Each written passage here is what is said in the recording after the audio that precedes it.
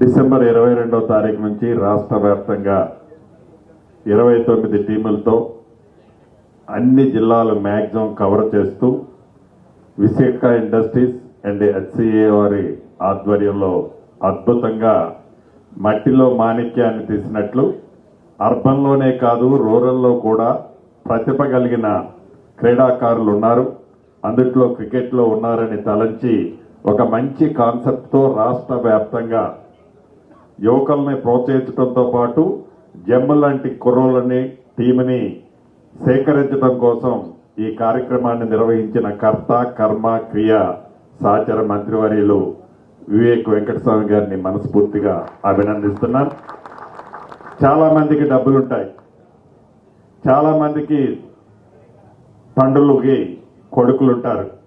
కానీ కొన్ని దశాబ్దానికి పైచిలుకుగా కాకా వెంకటస్వామి గారు మన నుంచి దూరమైన వారి జ్ఞాపకాలని క్రికెట్ పైన క్రీడల పైన వారికి ఉన్న మమకారాన్ని గుర్తుపెట్టుకొని వారి పుత్రరత్నంగా డబ్బులున్నా ఖర్చు పెట్టే సాహసం చేసి ఒక అద్భుతమైన కార్యక్రమాన్ని ఈ సంవత్సరమే కాకుండా భవిష్యత్తులో కూడా చేస్తానని చెప్పి మంచి కార్యక్రమాన్ని ఏర్పాటు చేసినందుకు మనస్ఫూర్తిగా వ్యక్తిగతంగా వారిని నేను అభినందిస్తున్నాను. ప్రధానంగా కొన్ని అంశాలు లేవనెత్తడం జరిగింది.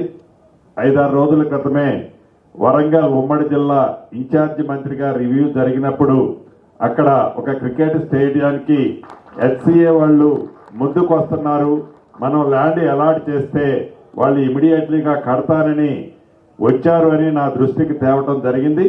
తప్పకుండా ఒక్క వరంగల్లోనే కాకుండా హెచ్సిఏ వాళ్ళు మీకు ప్రపోజల్స్తో ఫుల్ ఫ్లెడ్జ్లో కనుక ఎక్కడెక్కడ మీరు ఇంట్రెస్ట్ ఉన్నారో మీ ప్రపోజల్స్తో వస్తే తప్పకుండా సహచర కేబినెట్ మంత్రులతో ముఖ్యమంత్రి గారి దృష్టికి తీసుకెళ్లి దాన్ని పాజిటివ్గా ఈ ప్రభుత్వం క్లియర్ చేస్తుందని కూడా ఈ వేదిక ద్వారా మీకు తెలియజేస్తున్నాను.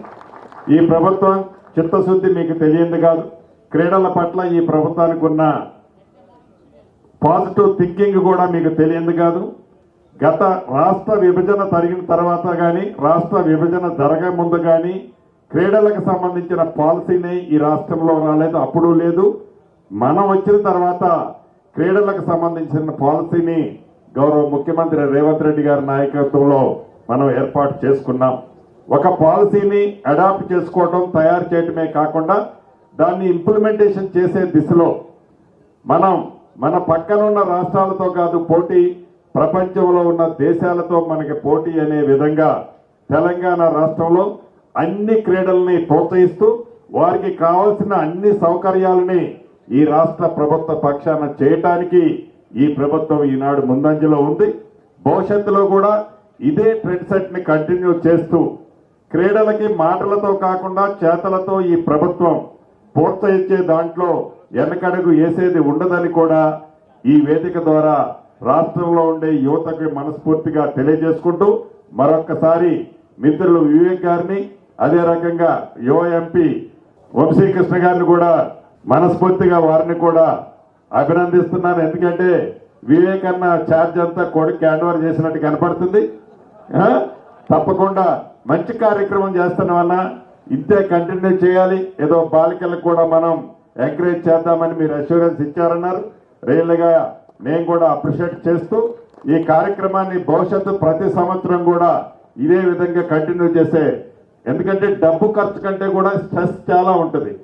నిర్వహించడం అన్నది చిన్న విషయం కాదు. ఏదో ఒక 50 లక్షలు కోటి రూపాయలు మీ ఇండస్ట్రీస్ నుంచి మీరు పుష్ చేసినంత మాత్రాన దాన్ని డే టు డే రెగ్యులర్ గా ఫాలో అప్ చేసి ప్రాపర్ గా గేమ్స్ మెయింటైన్ చేయటం అన్నది చిన్న విషయంతో కూడుకున్నది కాదు. కాబట్టి మరొక్కసారి మిమ్మల్ని మనస్ఫూర్తిగా అభినందిస్తూ తండ్రికి తగ్గ తనయుడిగా తండ్రికి తాతకు తగ్గ మనమడగా అద్భుతంగా మీరు చేస్తున్నందుకు మీ అందరినీ అభినందిస్తూ రన్నర్స్ ని విన్నర్స్ ని కూడా నేను రాకముందు మా ఖమ్మం వాళ్ళు జస్ట్ మిస్ అయ్యారట. కొంచెం నాకు ఎందుకో కొంచెం నేను వచ్చి ఉంటే ఆవిడ గెలిచి ఉండేవాడేమో. సో అట్ ఎనీవే రన్నర్స్ కి విన్నర్స్ కి మనస్ఫూర్తిగా అభినందనలు కృతజ్ఞతలు తెలియజేస్తూ ఈ కార్యక్రమంలో పాలుపంచుకున్న ప్రతి ఒక్కరికి నూతన సంవత్సర శుభాకాంక్షలు, సంక్రాంతి శుభాకాంక్షలు కూడా తెలుపుతూ మీ అందరి దగ్గర సెలవు తీసుకుంటున్నాను.